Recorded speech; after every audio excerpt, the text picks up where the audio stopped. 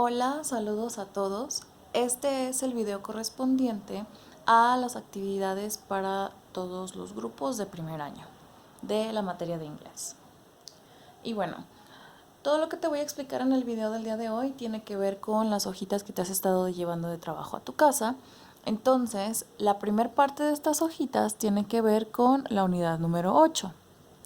Aquí en tus hojitas, lo primero que está aquí arriba es que te está pidiendo que ingreses a este enlace para observar un video de YouTube. En este video te están explicando toda la gramática que tenemos contemplada para esta unidad, que tiene que ver con Simple Present and Adverbs of Frequency. He recibido un par de correos donde me preguntan si necesitan hacer algo con este video, un resumen, etc. No, chicos, no es necesario. Este video es únicamente para que tú te ayudes a entender un poquito más la gramática de la unidad, ¿sale? Entonces, nosotros ya habíamos estado trabajando el presente simple en unidades anteriores.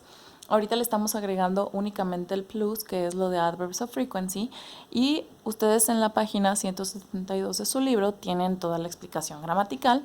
En este caso, los frequency adverbs son never, sometimes, usually, often y always son los que tú vas a estar utilizando en este caso para la gramática de esta unidad. Entonces, como les decía, no se requiere hacer trabajo con eso.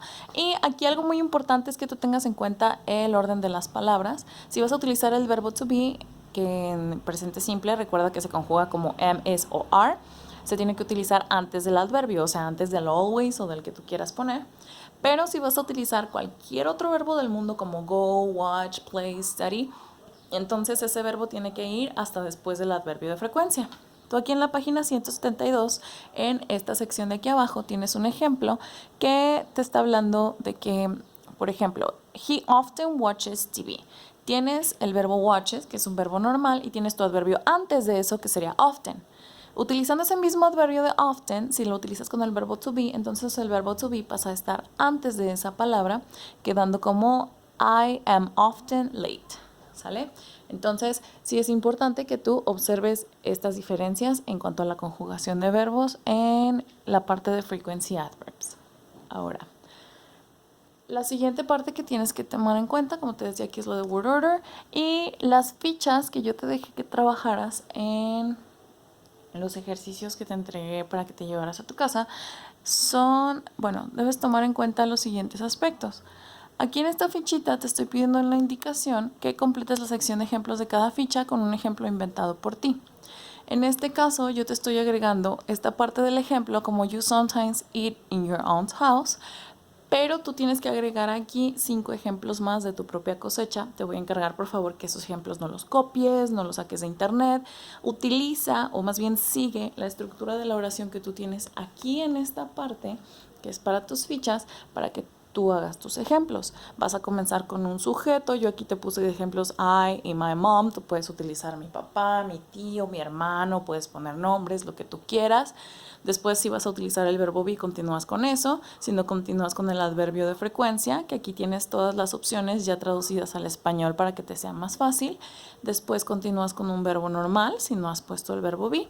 Y tu complemento, que recuerda que es la información adicional de lo que está sucediendo, ¿sale? Entonces vas a completar de esta forma las 3 fichas, que son la afirmativa, la negativa y también la parte de las preguntas, ¿sale? El resto de las actividades aquí en esta hoja es hasta aquí sobre actividades del libro. No he recibido ninguna pregunta al respecto en mi correo, entonces espero que no estén teniendo problemas.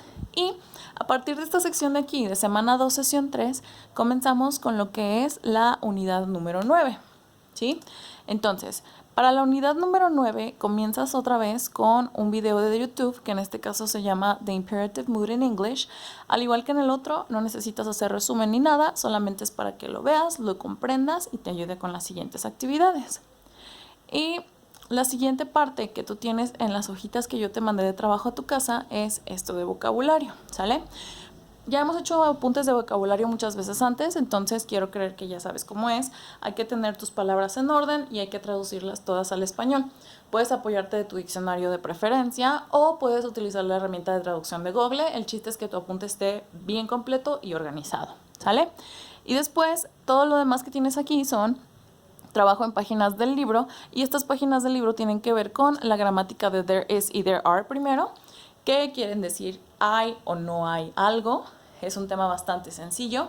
There is se va a utilizar para singulares y there are para plurales. Y la forma negativa sería there isn't y there aren't. Lo importante aquí es que recuerdes que con isn't tienes que continuar con las palabras a o an, que significan un o una, y con aren't necesitas continuar con la palabra any, siempre, ¿sale? Esto es para negativo. Y eso es todo de este primer tema. En el segundo tema que tú tienes en tu libro es el de imperative forms, y en este caso estamos hablando de cómo dar órdenes, y para esto utilizamos los verbos en forma base sin sujeto. Esto tú lo vas a encontrar también en tu libro en la página 174, ¿sale? Entonces, aquí tienes la explicación, puedes verla. Esta parte es la de imperative forms. Ay, se me sale. Esta es lo de imperative forms y aquí tienes lo de there is y there are, afirmativo y negativo, ¿sale? Ahora, esto es todo en cuanto a la gramática de esta unidad y en cuanto a el trabajo que tú tenías que hacer en esta primera sección, las hojitas que se te mandaron al principio.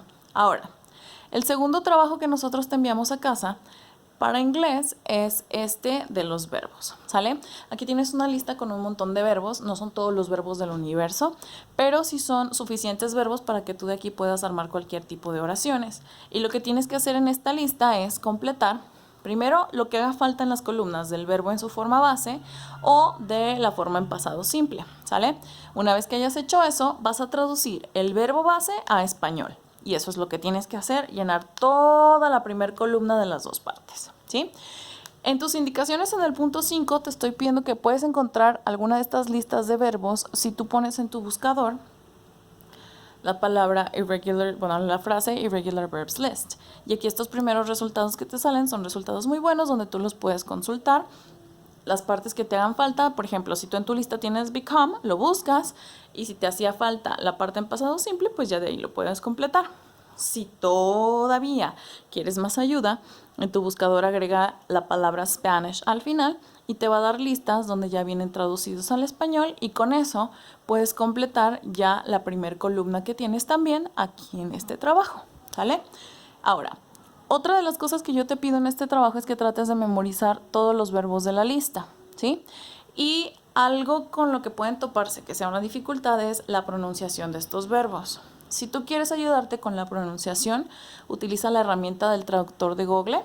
Casi nunca lo recomiendo, pero en este caso es muy bueno cuando estás hablando de palabras sueltas.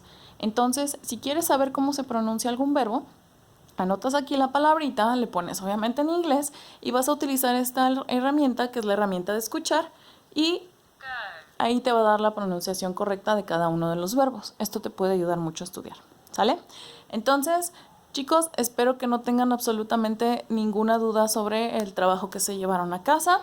Y en caso de que la tengan, sigo yo siempre a su disposición en mi correo electrónico que ya les hice saber, es teacher.celeste.eng@gmail.com.